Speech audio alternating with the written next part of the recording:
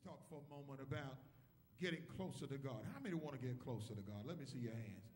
And to just think about it, in getting closer to God, how do we get filled with His Spirit, and how do we get closer to His power? I want to talk about getting closer to Him, getting close to His power.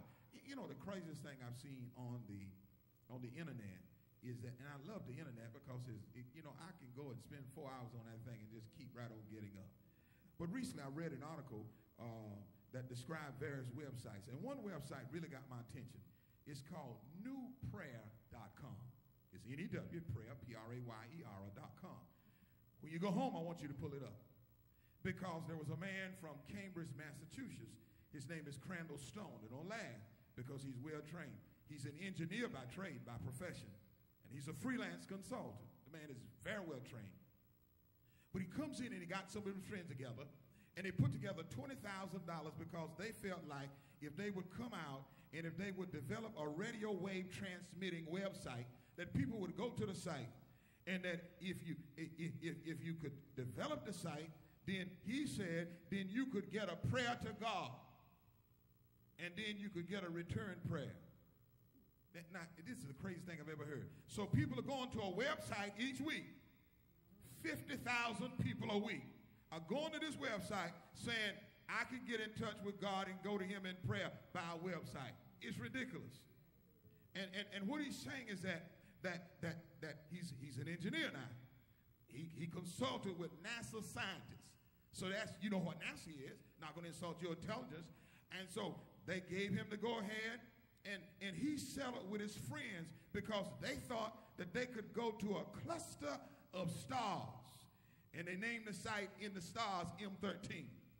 And let me tell you, I can tell you how. If you don't know how to pray, go through some trouble. You'll learn.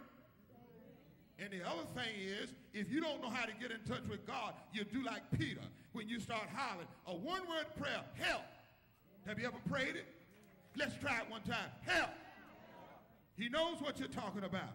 So he comes in, and someone's going to come to us and make us think that I can go to a website each week. And there are 50,000 people going to that site each week. There are college professors going there. There are doctors going there. There are college students. And you mean to tell me that you think you can just go to a website and get your prayer answered? But James said that if you draw now to Him, you know what I mean? Get close to Him.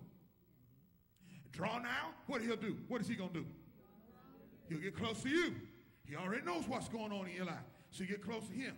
So no one can doubt the power of prayer. How many people in here believe that God answers prayer? Let me see your hand. I don't need a website. Look at Him. I am the site.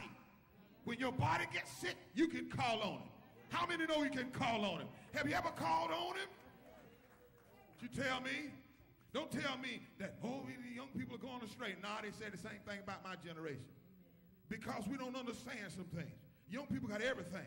They got every kind of toy there is. iPods, iPads, computers, they got it all. And if you don't watch out, you'll think that a computer can do something for you that only God can do.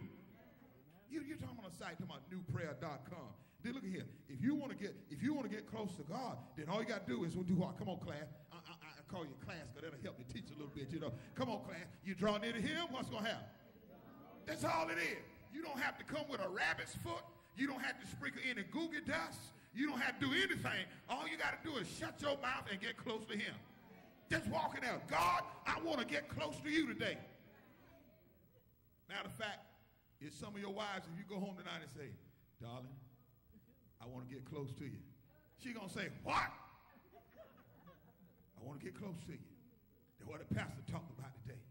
Wait a minute. When you were dating, he was over here driving, and you were sitting up under with your arm around him. And you blinking your eyes. Talking about you can't live without him. I know you said it, Bro Graham, but that's all right. I appreciate it. Can't live without him. We all did it. But then all of a sudden, all of us find that the same person that you couldn't live without has moved to the other side of the bench seat in the car, near the door. Now, who moved?